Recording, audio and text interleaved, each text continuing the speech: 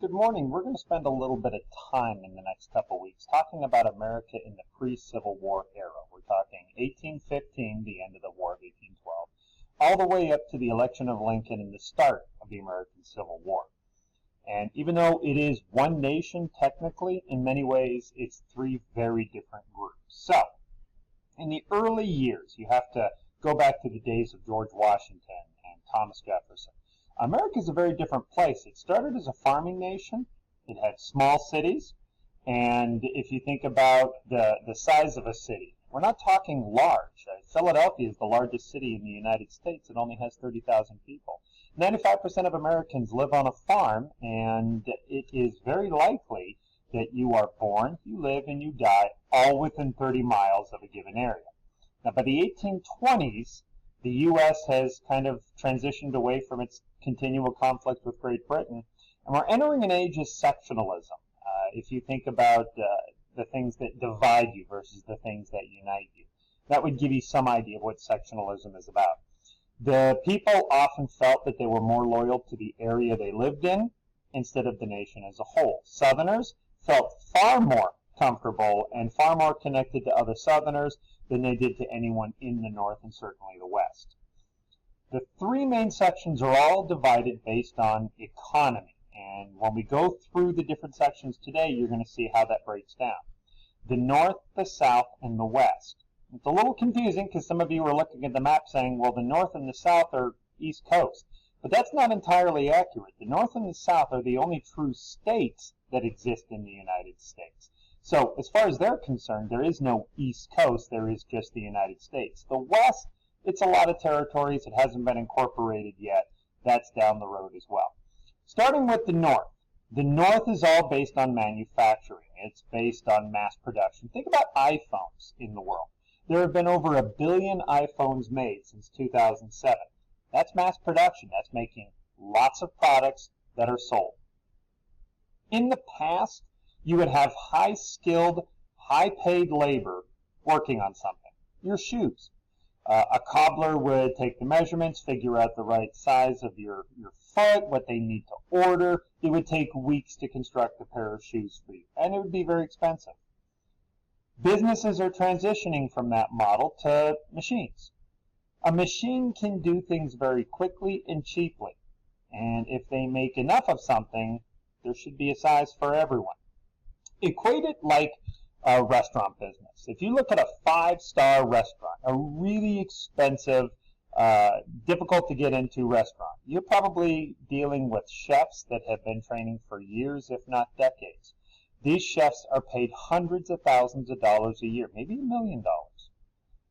Versus McDonald's, where you can hire someone and within 8 hours they have the basic knowledge to work the machinery to make your extra value meal.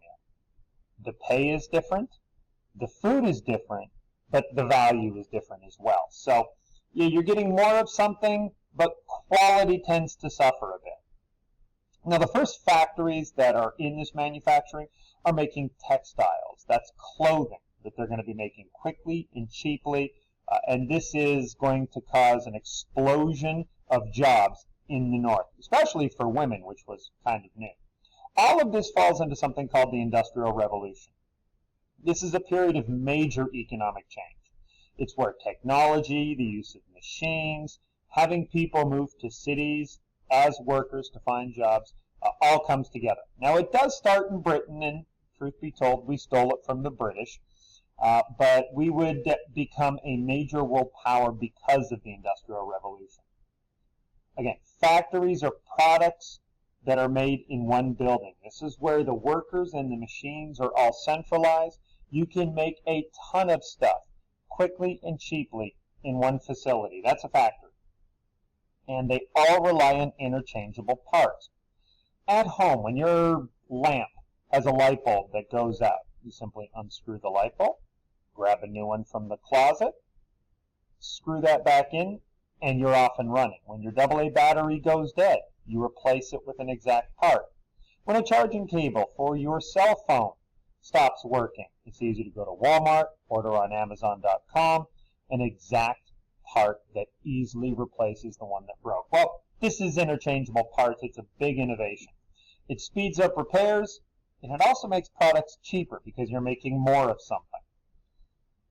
Now, factory workers, just like the example at McDonald's, need simple training, and they're doing repetitive work. So this is not going to require years of intensive training.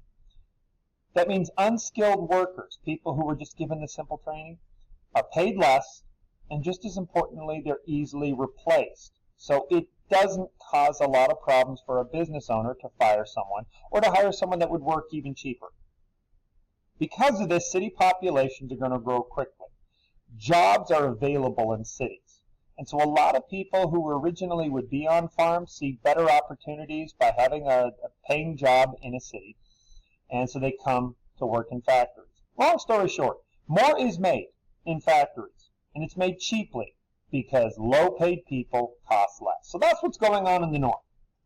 Let's take a look at the south. Very different circumstances. The southern economy is not based on factories. It's based on cash crops. Cash crops are crops that are not generally grown for food consumption. Apples, wheat, things like that. Cash crops are, well, cotton, indigo, which is a dye that's used to color textiles. These are items that are sold for profit. Now, Southern society is very structured.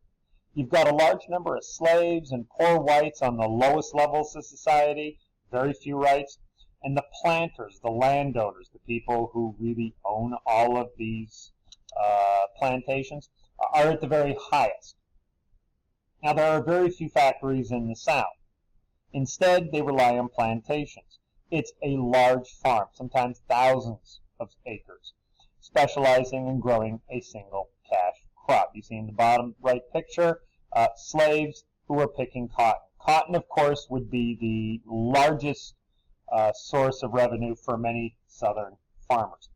Unlike cheap and easily replaceable labor that you would see in many northern states, the South decided early on to go with slaves. It's very tough to have people voluntarily take jobs working a lot of these fields. It's miserable, backbreaking work. And I think especially in the 16 and 1700s, there was this idea that slavery could be an ideal solution. If you were to have male and female slaves, you could have nearly an inexhaustible supply of labor. Didn't actually work out that way, but Southerners certainly did their best to make this rather reprehensible and evil system work out. This cotton production is very labor intensive, so you're going to need lots of slaves. That's why most plantations were actually pretty small, and it was difficult to make a profit until the machine on your screen was invented by Eli Whitney. Now, Eli Whitney came up with the cotton gin.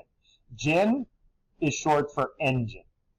The cotton gin takes cotton balls with the seeds in it, and it separates the seeds from the cotton itself. That used to be a very difficult, time-consuming process. Now a machine does it. Again, this idea of industrial revolution, simplifying things. More cotton means more textile factories in the north can operate, and in Europe. This leads to more cotton being demanded by the north. It also increases slavery. So, yes, production is going up, that's great, but it's also leading to increased slavery, which is not great. Now, when you look at the North and the South, we tend to think about the disagreements over slavery. For the most part, northern states were very much anti-slavery. The southern states were, of course, dependent on slavery. But, economically, the slaves that did back-breaking, horrible labor in order to get the cotton would then see that cotton shipped to northern factories. So yes, the North did complain about slavery. Yes, the North was, in some states, very much wanting to end slavery. But the North got rich because of slavery. So it's not just a simple situation of North good, South bad. The West, the picture here is of the West once it gets its states established. But really, in the early 1800s, there are no states out here. In fact, some of this is owned by Mexico. Some of it is claimed by Britain. It's a bit of a mess. And so the West, as we're going to define it, are the lands west of the Mississippi and Missouri rivers. They're natives. millions of natives throughout North America when English and French and Spanish settlers arrive. Now, when the Americans start moving west, they start forcing natives further west. The more west that the Americans go, the more west the natives are pushed. And they're oftentimes thrown onto reservations.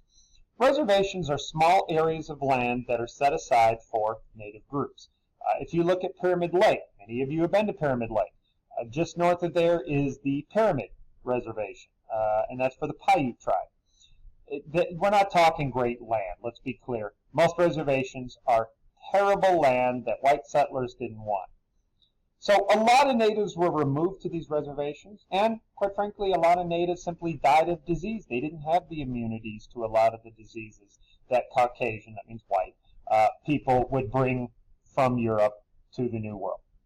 Now, mining tended to be the thing that attracted people to the West first. Think about California. It was a backwater. No one really wanted to go to California until 1848, when at Sutter's Fort in Central California, not too far from here, they discovered gold. Within a year, gold fever had swept across the United States.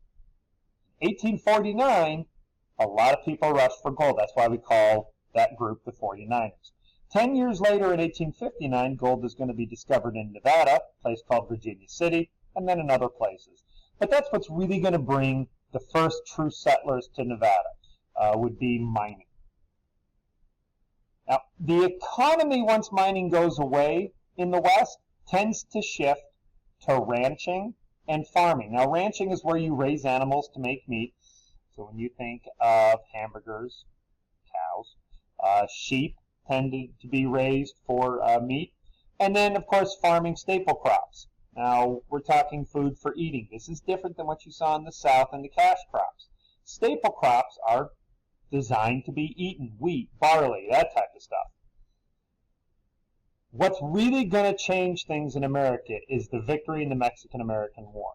And you're going to see these increasing conflicts between northern and southern states about when and how should slavery go to the West. That's going to lead to the American Civil War.